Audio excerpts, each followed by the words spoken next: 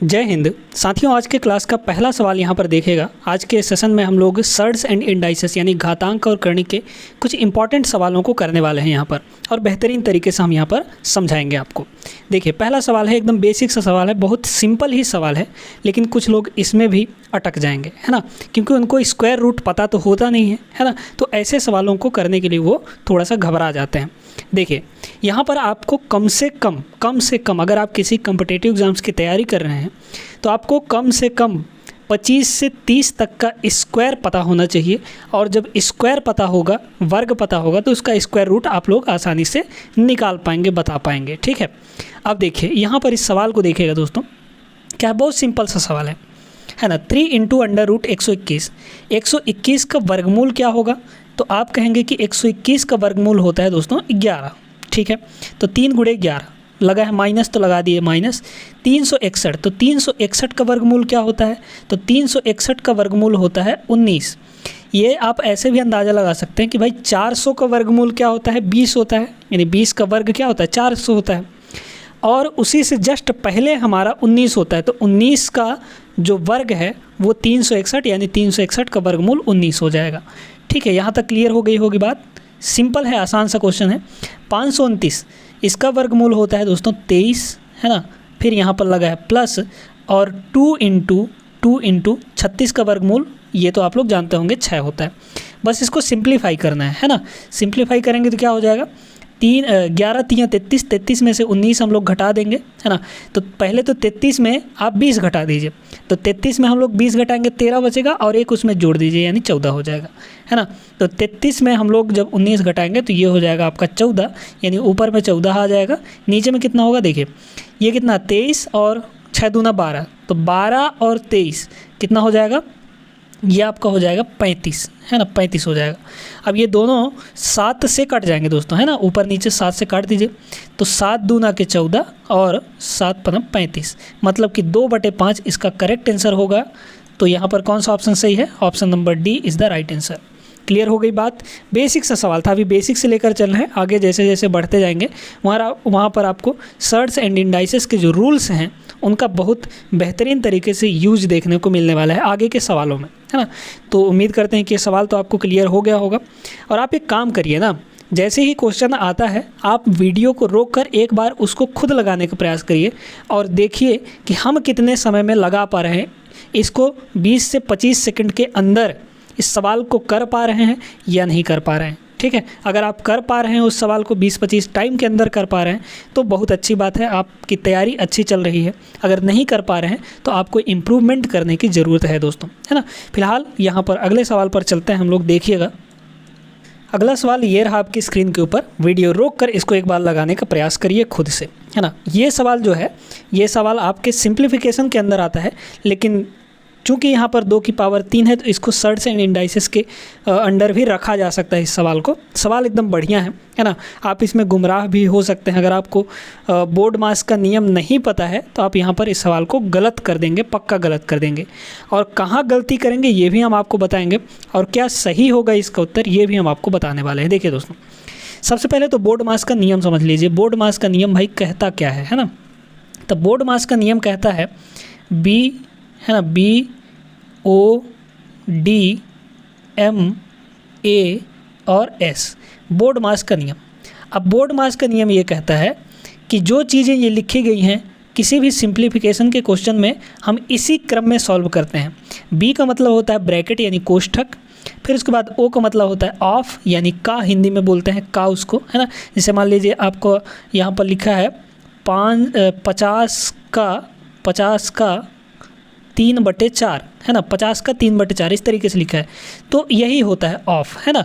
तो पहले ब्रैकेट फिर उसके बाद ऑफ हम लोग सॉल्व करते हैं। ठीक है, क्लियर हो गई बात यहाँ तक। चलिए आगे सुनिए। डी से होता है डिवीज़न, M से होता है मल्टीप्लिकेशन, A से होता है एडिशन यानी जोड़, और S से होता है सब्ट्रैक्शन। यानी इसी क्रम में हम लोग सॉल्व करते हैं। पहले डिवाइड को सॉल्व करेंगे, फिर मल्टीप्लाई को, फिर यहाँ पर जोड़ को, फिर घटाना को। इस तरीके से हम लोग सॉल्व करते हैं यहाँ पर। चलिए देखिएगा, यहाँ पर क्या है आपका 96 है ना, 96 भाग है, यहाँ पर भाग है।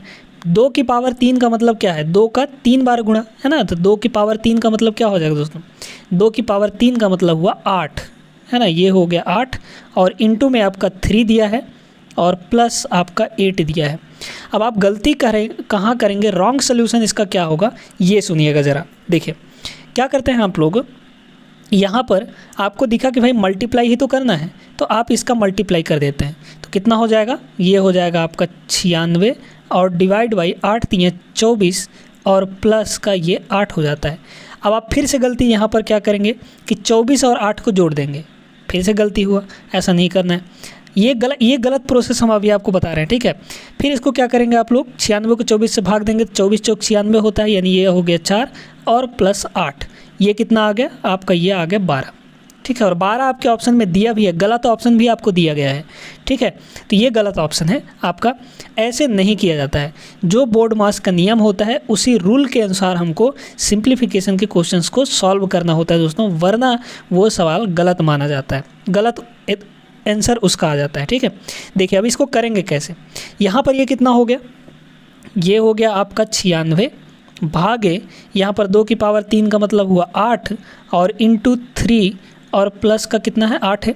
चलिए तो अब हमने क्या बताया कि पहले डिवाइड को सॉल्व करना है, तो पहले डिवाइड को सॉल्व करिए। डिवाइड तो यहाँ पर 96/8 है ना, 96/8 हुआ ये, तो 96 को 8 से जब हम लोग डिवाइड करेंगे तो 12 × 96 होता है, यानी ये हुआ 12 और इंटू में 3 यहाँ पर है और प्लस 8, 12 × 3 = 36 प्लस 8 करेंगे तो ये आ जाएगा आपका 44, यानी ये आपका करेक्ट आंसर है साथियों, है ना।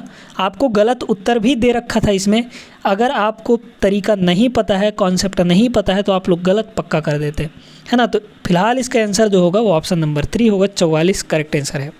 ऐसे सिंप्लीफिकेशन के क्वेश्चंस को आप लोग ज़्यादा से ज़्यादा प्रैक्टिस कर लीजिए ताकि आपको कहीं भी कन्फ्यूजन ना हो, है ना। फिलहाल आगे चलते हैं अगले सवाल पर। देखिएगा अगला सवाल यहाँ पर देखिए, बहुत ही शानदार सवाल है ये सर्ड्स इंडाइसेस का, है ना। देखिए दोस्तों यहाँ पर क्या है, यहाँ पर 2 की पावर 2x + 3 माइनस यहाँ पर 17 माइनस 9 × 2 की पावर x - 2 और यहाँ पर इसको सॉल्व करना है। सॉल्व करने का मतलब हुआ साथियों कि x की वैल्यूज़ यहाँ पर बतानी है कि भाई क्या होगा, x का क्या क्या मान यहाँ पर हो सकता है ना। शानदार सवाल है, ध्यान से समझिएगा इस सवाल को कैसे हम लोग अटेम्प्ट करते हैं, ठीक है ना। देखते जाइए, देखिए यहाँ पर बहुत ही शानदार प्रयोग है यहाँ पर घातांक और करनी के नियमों का। यहाँ पर देखिए दोस्तों, जब हम ये बात कहते हैं कि a की पावर m और इंटू a की पावर n हो रहा है, तो इसका मतलब ये होता है कि जब बेस हमारा सेम है, बेस का मतलब ये जो a है ना, ये ऊपर वालों को घात कहते हैं और इनको हम लोग आधार कहते हैं, यानी बेस कहते हैं, पावर और बेस, ठीक है। तो जब बेस इक्वल होता है और मल्टीप्लाई बीच में लगा हो तो पावर आपस में जुड़ जाते हैं, यानी ये हो जाएगा a की पावर m + n, ये पहला रूल है। इसी रूल का यहाँ पर प्रयोग होने वाला है ज़बरदस्त तरीके से, ठीक है ना। देखिए यहाँ पर क्या है साथियों, यहाँ पर 2 की पावर 2x + 3 है, यानी हम इसको 2 की पावर 2x और इंटू 2 की पावर 3 लिख सकते हैं क्या भाई। ये जो है जब इसको हम तोड़ेंगे तो इसका वैल्यू कुछ इसी तरीके से आएगा, है ना, क्योंकि बेस समान है तो पावर जुड़ जाएगा, तो वही चीज़ आ जाएगा, यानी पावर जो था उसको हम अलग अलग कर दिए, ठीक है। बात क्लियर हो गई।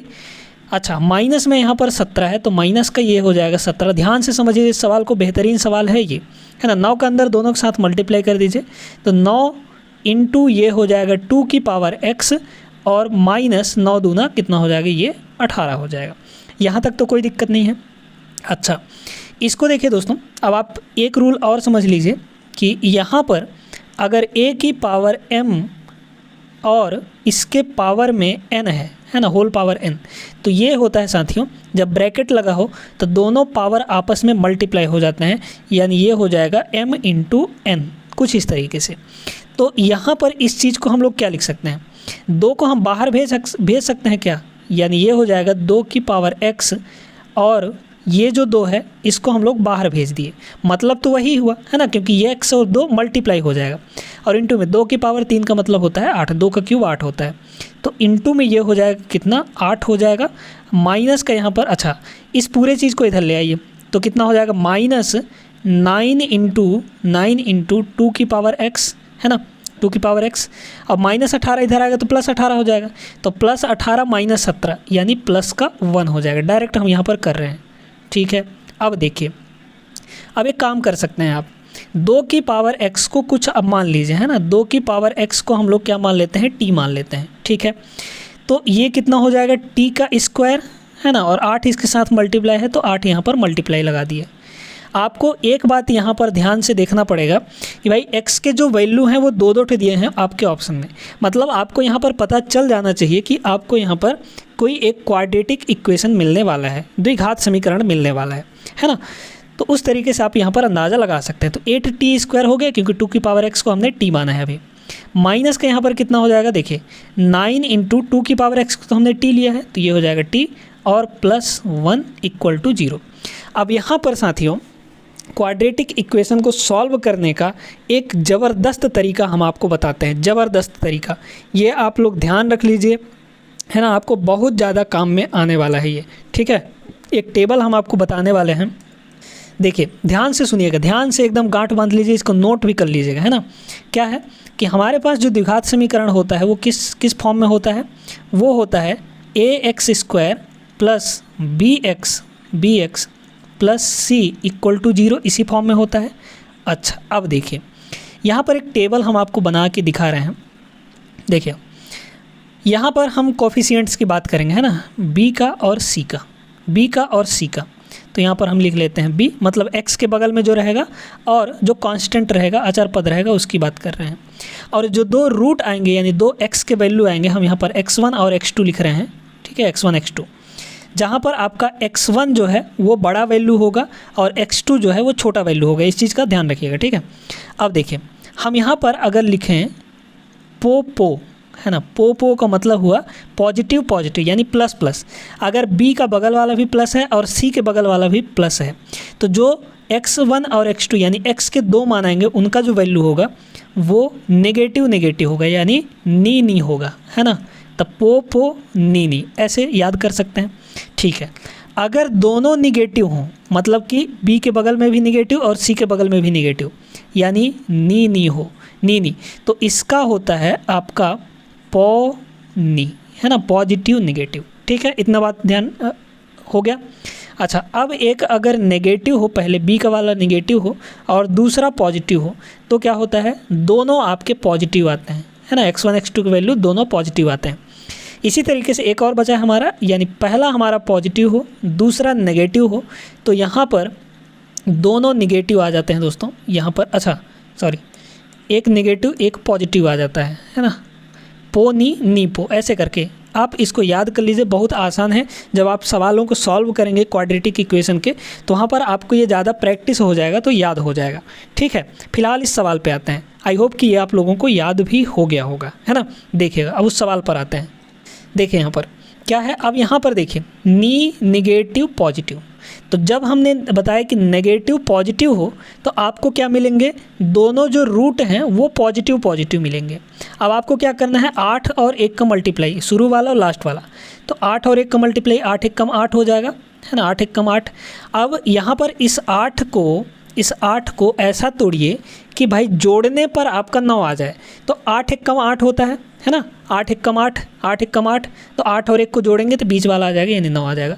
तो आपके पास क्या हुआ, 8 और 1 हुआ, 8 और 1 हुआ, तो यहाँ पर 8 और 1 हुआ। अब यहाँ पर रुकना नहीं है आपको, और सुनिए, ये जो दोस्तों मतलब कि शुरू वाला जो होता है, जो स्क्वायर का कोफिशिएंट होता है, x² का कोफिशिएंट, इसको हम लोग डिवाइड कर देते हैं। जब यहाँ पे कुछ नहीं होता तो हम लोग डिवाइड नहीं करते हैं कुछ भी, लेकिन अगर t² या x² का कोई कोफिशिएंट है तो उसको हम लोग डिवाइड कर देते हैं, यानी 8 को हम लोग यहाँ पर डिवाइड कर देंगे और यहाँ पर भी हम लोग दोनों से डिवाइड करेंगे, ठीक है, एक ही से नहीं। तो 8/8 यानी ये +1 आ गया और ये आ गया आपका 1/8, यानी x के 2 वैल्यू, मतलब कि t के 2 वैल्यू आए हैं यहाँ पर t, क्योंकि यहाँ पर t² है ना, t के फॉर्म में दिया है, तो t का 2 वैल्यू है दोस्तों 1 और 1/8।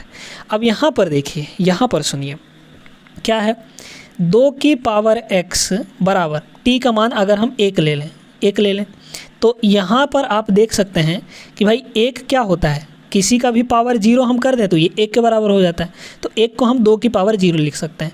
तो आपको यहाँ से x का वैल्यू मिल जाएगा 2 यहाँ भी है, 2 यहाँ भी है, यानी पावर भी हमारे बराबर हो जाएंगे। तो x का वैल्यू साथियों यहाँ से कितना आ गया, x का वैल्यू 0 आ गया। ठीक है, अब यहाँ पर 2 की पावर x, अब की बार t का वैल्यू हम 1/8 ले लेते हैं। ठीक है, 1/8, तो ये कितना हो जाएगा 1 और ये कितना होता है 2 की पावर 3 होता है ना, 2 की पावर 3 होता है। ठीक है, अब यहाँ पर एक और फार्मूला लगेगा, 2 की पावर x बराबर, इस 2 की पावर 3 को हम ऊपर ले जाएंगे तो ये हो जाएगा 2 की पावर -3, यानी x का वैल्यू यहाँ से कितना आ गया, कंपेयर करके बता सकते हैं -3 हो जाएगा। यानी x का 2 वैल्यू आया 0 और -3। बहुत ही बेहतरीन सवाल था यहाँ पर, 0 -3, या ऑप्शन नंबर सी आपका करेक्ट हो जाएगा। क्वाड्रेटिक इक्वेशन पर बेस्ड था, सर्ट्स इंडाइसेस का बेहतरीन सवाल था ये। यूज आपका 2-3 यहाँ पर रूल्स का यूज हुआ है और बेहतरीन तरीके से यूज हुआ है। आई होप कि आप लोगों को अब समझ में आ गया होगा। आपको यहाँ पर थोड़ा सा कन्फ्यूजन हो रहा होगा कि ये कैसे कर दिए हम, इसको ऊपर क्यों ले गए, तो आप लोग रूल जान लीजिए यहाँ पर, है ना, कि 1/a की पावर n है अगर, है ना, नीचे अगर पॉजिटिव पावर है तो जब ये ऊपर जाता है तो निगेटिव पावर बन जाता है, मतलब कि साइन बदल जाता है, पावर का चिन्ह बदल जाता है। चाहे हम नीचे से ऊपर ले जाएं या ऊपर से नीचे ले आएँ, पावर का जो चिन्ह है वो बदल जाएगा, प्लस का माइनस हो जाएगा, माइनस का प्लस हो जाएगा, है ना। तो यहाँ पर ये a का पावर कितना हो जाएगा, माइनस का n हो जाता है ना। तो इसको भी आप लोग याद रखिएगा। उम्मीद करते हैं कि सवाल जो कि ज़बरदस्त था आपको क्लियर हो गया होगा। बढ़े हम लोग आगे अगले सवाल पर देखते हैं। अगला सवाल यहाँ पर देखिएगा, ये भी एक बढ़िया सवाल है, बेहतरीन सवाल है ना। देखिए क्या दिया दोस्तों, 8 की पावर 2/3, पावर में 2/3 दिया है। आपको इसका वैल्यू बताना है कितना होगा, √4 होगा, 2 होगा, 4 होगा या 64 होगा, है ना। ध्यान से समझिएगा, ध्यान से इस चीज़ को समझिएगा। देखिए दोस्तों, आपको यहाँ पर क्या बताया गया कि भाई जो यहाँ पर 8 है वो क्या होता है, क्या हम इसको किसी क्यूब के फॉर्म में लिख सकते हैं। तो 8 जो है वो 2 का क्यूब होता है, 2 की पावर 3 होता है। तो यहाँ पर हम क्या लिखेंगे, 2 की पावर 3, और इसके भी पावर में आपको क्या दे रखा है, 2/3 दे रखा है, यानी 2 यहाँ पर 3 हो जाएगा। अब आपको एक और रूल पता होगा कि भाई ब्रैकेट के बाहर और अंदर वाले पावर जो हैं वो आपस में मल्टीप्लाई हो जाते हैं। यानी ये हुआ दोस्तों 2 की पावर 3 इंटू, और यहाँ पर क्या है 2/3, तो 3 से 3 आपका कट गया, बचा क्या आपका 2 की पावर, और यहाँ पर 2 बचा है, 2 का स्क्वायर होता है 4। Option number C is the right answer, है ना। तो छोटा सा सवाल था, बेसिक सा सवाल था, आपके बेहतरीन यहाँ पर जो रूल्स होते हैं घातांक करने के उन पर आधारित था ये, है ना। चलिए आगे देखते हैं यहाँ पर अगला सवाल।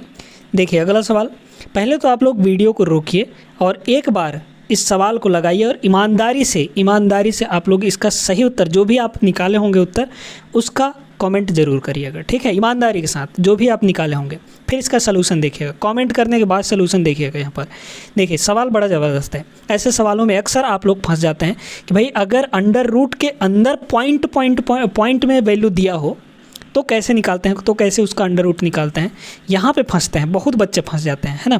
ध्यान से समझ लीजिए, इसका शॉर्टकट भी हम आपको बताएंगे, फिर यहाँ पर आसान तरीके से सब कुछ आपको क्लियर हो जाएगा। देखिए दोस्तों, फिलहाल हम यहाँ पर इसकी बात करते हैं, इस ऊपर वाले, जस्ट ऊपर वाले की बात कर रहे हैं हम लोग। ठीक है, अभी बटे में 15 जो है इसको रहने देते हैं, पहले ऊपर वाले की बात कर रहे हैं। यहाँ पर क्या है, यहाँ पर इस अंडर रूट के अंदर साथियों देखिएगा, पहले तो आप इसको एक काम करिए, पहले आप यहाँ पर क्या काम कर सकते हैं, इस पॉइंट को हटाइए पहले। अब पॉइंट हटाने का क्या रूल होता है, पहले तो पॉइंट हटा के जितने जो संख्या है उसको लिख दीजिए। तो क्या है 0 0 0 0 225, यानी भाई किसी भी संख्या के पहले 0 लगाने से कोई फ़र्क तो पड़ता नहीं है, यानी लास्ट वाला सीधे सीधे क्या हो जाएगा 225 हो जाएगा। अब बटे का सोचिए, बटे में क्या होगा, भाई पॉइंट हटाते हैं तो बटे में कुछ ना कुछ तो आता है ना। अब बटे का देखिए क्या आएगा, देखिएगा यहाँ पर देखिए दोस्तों, हम लोग पॉइंट के बाद कितने अंक हैं वो हम लोग काउंट करते हैं। तो 1 2 3 4 5 6 7 8, है ना, यानी यहाँ पर आपका 8 0 लगने वाला है। इसी तरीके से हम लोग पॉइंट से हम लोग फ्रैक्शन में कन्वर्ट करते हैं। ठीक है, तो 3 3 6 और 2 8, 8 0 यहाँ पर हो गया कि नहीं हो गया। अच्छा, और अब सुनिए, यहाँ पर अभी बहुत लोग कंफ्यूज होंगे। देखिए यहाँ पर क्या है, रूट तो दोनों में लगा है, ऊपर भी नीचे भी, है ना, पूरे तरीके से रूट लगा हुआ है। तो यहाँ पर 225 का जो वर्गमूल हो जाएगा, रूट हो जाएगा, वो 15 होता है। अब इसका रूट निकालना आपको यहाँ पर थोड़ा सा मुश्किल पड़ रहा होगा। तो इसका रूट निकालने के लिए देखिए, इसी चीज़ को हम लोग क्या लिख सकते हैं भाई, यहाँ पर बताइए ना क्या गो जीरो है, 8 गो जीरो था ना, तो 10 की पावर 8 कर दीजिए। जितने जीरो रहता है उतना 10 की पावर में चढ़ जाता है, ठीक है। तो 10 की पावर 8। अब 10 की पावर 8 का यहाँ पर आप लोग सोचेंगे कि वर्गमूल क्या होगा, है ना। ये इसमें बहुत कन्फ्यूज़न होता है कि भाई अगर किसी के पावर में, यहाँ पर ध्यान से सुनिएगा, जैसे मान लीजिए कि हम आपसे यहाँ पर कहें कि आपका सिंपली अगर हम कहें कि 10 की पावर मान लीजिए 16 है ना, 10 की पावर 16 है। तो आप लोग पहले तो इसका आंसर आप लोग कमेंट करिए, ठीक है। इसका आंसर आप लोग कमेंट करिए कि भाई अंडर रूट 10 की पावर 16 का मान क्या होगा, यानी 10 की पावर 16 का वर्गमूल क्या होगा। सिंपल सी बात है ऐसे। अब कुछ लोग क्या करेंगे यहाँ पर कि यहाँ पर लिखेंगे 10 और 16 का वर्गमूल निकाल देंगे, 16 का वर्गमूल 4 हो जाएगा। सिंपली ये कर देते हैं। ये बिल्कुल अन्याय है, बहुत बड़ा गलती कर रहे हैं आप यहाँ पर। इतना वैल्यू नहीं होता है ना। जब भी अंडर रूट लगा होता है, हमेशा याद रखिएगा, जब भी अंडर रूट लगा हो तो पावर आपका आधा हो जाता है, ठीक है। पावर आपका क्या हो जाता है, आधा हो जाता है, यानी 16 का आधा हो जाएगा, यानी 8 हो जाएगा दोस्तों।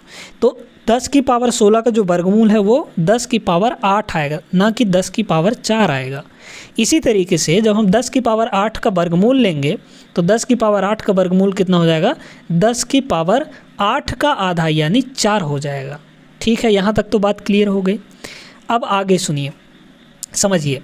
बटे में 15 था ना, तो इस पूरे के बटे में 15 हो जाएगा, क्योंकि भाई इतना जो वैल्यू आया है तो ये इस पूरे का आया है ना, ऊपर वाले का, बस बटे में इसके 15 है। अब बटे में 15 होने का मतलब क्या है, यहाँ पर बटे 15 कर सकते हैं हम लोग, वही मतलब हो गया, है ना, वही मतलब हो गया।